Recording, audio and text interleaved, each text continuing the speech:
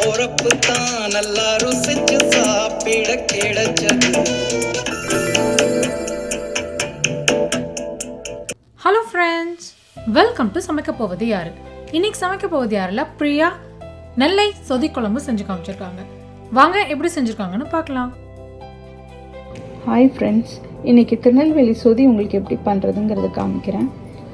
அதுக்கு தேவையான பொருள்: ஒரு 6 சின்ன வெங்காயம், 6 பூண்டு, ஒரு சின்ன பீஸ் ஜிஞ்சர், ஒரு ஹாஃப் லெமன், ஒரு கேரட், ஒரு பச்சை மிளகா, ஒரு 10 பீன்ஸ், ஒரு உருளைக்கிழங்கு, 100 பாசிப்பருப்பு, ஒரு கப் தேங்காய்.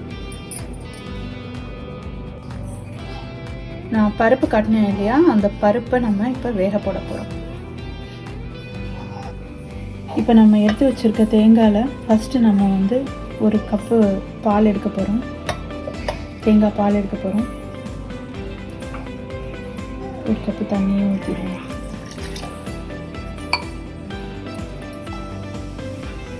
மொத்தம் 3 பால் எடுக்கணும்.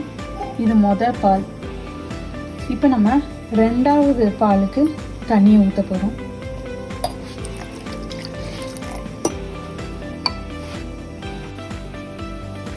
இப்போ நான் உங்ககிட்ட காட்டுறது 2வது பால். இப்போ நான் 3வது பால் எடுக்க போகிறேன். 3வது பால் எதுக்குன்னா, நம்ம வெட்டி வச்சுருக்க காய்கறி எல்லாத்தையும் அதில் வேகப்பட போகிறோம். இப்போ வச்சுருக்க இந்த இது இப்போ 3வது பால் எடுக்க போகிறோம். இதில் கொஞ்சோண்டு வார்ம் வாட்டர் ஊற்றிக்கணும். எல்லா டைமும் நம்ம பால் எடுக்கும்போது வார்ம் வாட்டர் ஊற்றினோன்னா இப்படி கட்டியாக பால் வரும். இது முதல்ல எடுத்த பால், இது 2வது எடுத்த பால். இப்போ 3வதுக்கு நாங்கள் இப்போ பால் எடுக்க போகிறோம். இப்போ நம்ம எடுத்து வச்சுருக்க 3வது பாலை ஒரு பாத்திரத்தில் ஊற்றி நம்ம வெட்டி வச்சுருக்க காயை நம்ம போட போகிறோம்.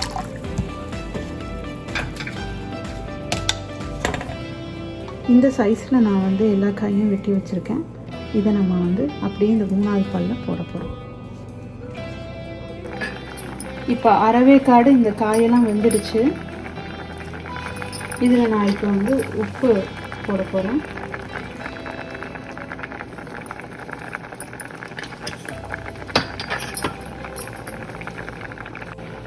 இப்போ நம்ம வெட்டி வச்சுருக்க பச்சை மிளகாய் இதில் போட்டு தாளிக்க போகிறோம். தாளித்து அந்த பாலில் கொட்ட போகிறோம். உரைப்புக்கு பச்சை மிளகா தான். ஸோ நல்ல பெரிய பச்சை மிளகாவாக நான் எடுத்து வச்சுருக்கேன்.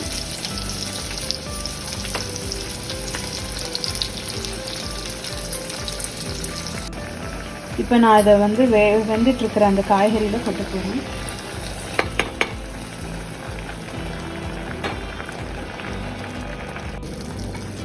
இப்போ காய் பாருங்கள், நல்லா வெந்துடுச்சு. 15 நிமிஷம் நல்லா நம்ம வேக விட்டு நல்ல காயெல்லாம் நல்லா வெந்துடுச்சு. இப்போ இந்த 2வது பாலை ஊற்றணும். இதுக்கு ஒரு 5 நிமிஷம் வேக விட்டதுக்கப்புறம் இந்த வேக வச்சுருக்கேன் இல்லையா அந்த பருப்பு, இந்த பருப்பையும் இதில் கொட்டிடணும். இப்போ இது பருப்பு நல்லா இதோட கொதிச்சிடுச்சு. இப்போ நம்ம இதை இறக்கி வைக்க போகிறோம். இறக்கி வச்சுட்டு இப்போ நம்ம வச்சிருக்க மொதல் பாலை இதோட ஊற்ற போகிறோம்.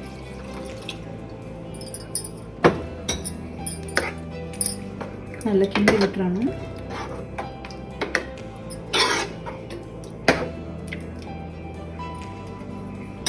இதுக்கு மேலே இஞ்சி சாறு ஊற்றணும், அது பாக்கி இருக்குது.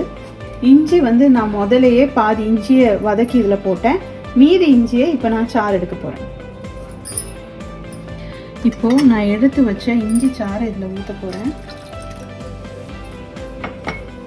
கூடவே இந்த நம்ம எடுத்து வச்சுருந்தோம் இல்லையா அந்த லெமனை கொஞ்சம் புளிய போகிறேன்.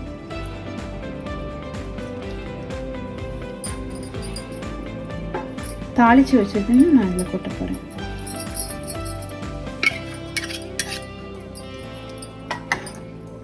சுவையான சொதி ரெடி.